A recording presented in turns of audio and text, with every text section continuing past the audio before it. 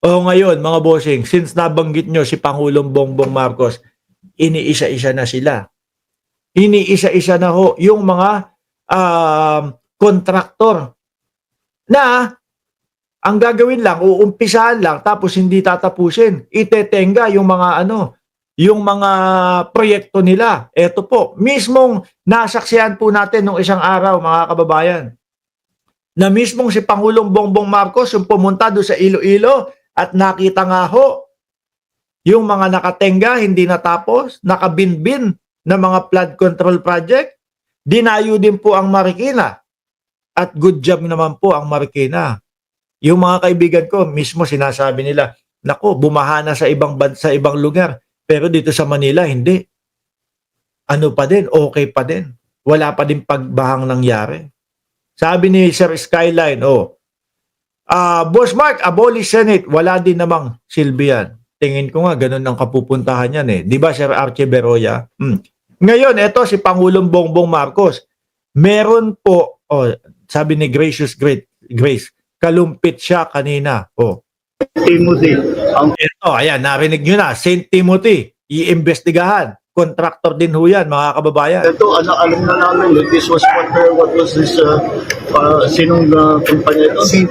Saglit lang ho, nakikita. Naku, pangarap ko ho yan, mga kababayan. Yung nakikita nyo, nasasakyan doon sa likod, LC300.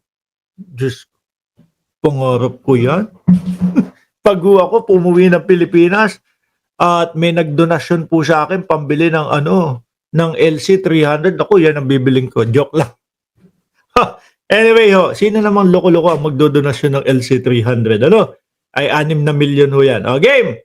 Sino daw po? Timothy Construction. Ito, alam na namin that this was what was this, sinong kumpanya ito? St. Timothy. St. Timothy to. St. Timothy, ang kontratista dito. Kaya titingnan natin, kailangan pasagutin natin kung bakit ganitong ginawa nila. Bukod kasi mga kababayan, sa hindi tapos, na dapat sana ay nakatutulong na sa baha sa Pilipinas, mas nakakadagdag problema pa mga bossing. Bakit? Siyempre, yung mga gamit niyan, yung mga kung ano-ano mga nakaharang, dagdag problema pa mas lalong pinapalala po yung baha, mga bossing. Dapat kapag kayong naumpisa na, nabigay na yung pondo, bilisan nyo na. Naku, mapapaisip ang mamamayang Pilipino. Kaya siguro mayayaman yung mga kontraktor doon sa gobyerno kasi ang gagawin nila, uumpisahan nila tapos hindi naman tatapusin. Yung iba, ang sinasabi pa mga bossing, imbis na, paano ba yung sa bakal? Hindi naman kasi ako engineer Imbis na daw ang bakal na ilagay, yung makapal, ninipisan nila para mas makatipid doon sa pagbili ng mga materyales, para mas malaki ang magiging tubo. Grabe naman kayo. Hindi ko sinasabi na St. Timothy yan pero ang nasa mata po ng presidente ngayon at mukhang iimbestigahan yung St. Timothy dahil sa nakita nilang hindi tapos. Mas mabuti pa, dapat pumunta sila rito, pakita nila gano'ng kahirap ang buhay na binigay nila sa mga kababayan natin. Pero ayaw ng mga DDS yan. Ayaw ng mga DDS yan, mga boss chipa mo, sir.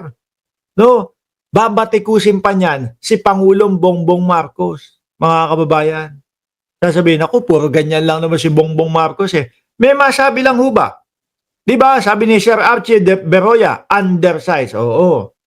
Imbis na ang ilalagay na bakal, ganyang kakapal ang ilalagay, yung ganung kanipiso. Kaya yung iba, mga nasisira agad. Kaya gagawin namin, ngayon na naalaman na namin. Mabuti nga yung website nandyan at marami nang nagsusumbong.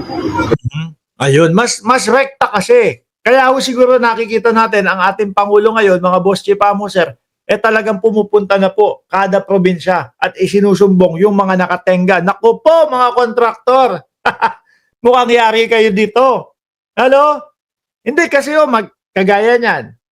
Meron pong website ang Pangulo kung saan po magsusumbong yung ating mga kababayan. Sila, yung mga nakatira dyan sa malapit sa mga flood control na ginagawa, natetenga, nakakapapinsala sa kanilang araw-araw na buhay.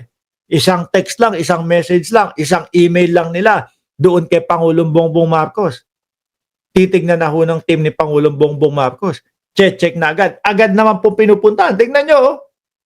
Marikina, Iloilo, tapos ito naman po ngayon. Tapos sabi ni Gracious Grace, kalumpit naman. Ito yata yung Bulacan eh. Tama ho ba ako? Bulacan. O yan ho. Si Governor Dan Fernando, mga kababayan. Pa-shout out Sir Mark, watching from Isabela. Sabi ni Ruben Publico. Huwag niyong kalimutan, mga DDS, may 3 years pa si PBBM. Sumbong kay Bongbong. Si Michael Bion. Oy! Anyway, mga bossing, iwanan na natin yan. Pero hindi, nako, etong lahat ng ito, mga flood control na hutong mga pag-uusapan natin, mga bossing. Eto pa, mga kababayan, Joel Villanueva naman, si aka Boy Dila. Nako po, kapag ka ito, mga napatunayan ho, mga bossing, mukhang may mga kakalagyan po ito. Si Chis Escudero, inamin na, no? Si Chis Escudero, inamin niya na nag-donate sa kanya. Nag-donate sa kanya yung kaibigan niyang taga Sorsogon, mga boss Chief Amuser, na si Lubiano. Nag-donate para doon sa kanyang kampanya. Kaso sabi ho, nung mga mambabatas, bawal ang government contractors na mag-donate sa mga politiko. 30 million yung kay yung kay Chis Escudero. Siguro wala na, hindi na maitatanggi Di po ba? Hindi na maitatanggi mga bossing Kaya sige, aminin ko na. Pag itinanggi ko pa to, lalo akong madidiin. Kaya lang ho, kailangan na matinding paliwanag nila niyan. No? Kailangan busisiin po yan. At nandiyan po, nangunguna si Senator Tito Soto, mga boss Chief Amuser, para busisiin lahat yung mga ito. Ngayon naman, Joel Villanueva naman po. Parang si Joel Villanueva yata yung nagsabing wala akong kilala sa mga senador na merong mga kakilalang contractor, etc. Doon sa top 15 na binanggit ni Pangulong Bongbong Marcos. Pero kasi yung New San Jose Builders, mga boss Chief Amuser, na nag-donate. Sabi po dito ng Pilipinas Today, New San Jose Builders Incorporated. Kung ano mang ibig sabihin ng INC na yan, Iglesia ni Cristo. Hindi, joke lang. Mahal natin yung mga kababayan natin na INC ho. No? Nag-donate ng 20 million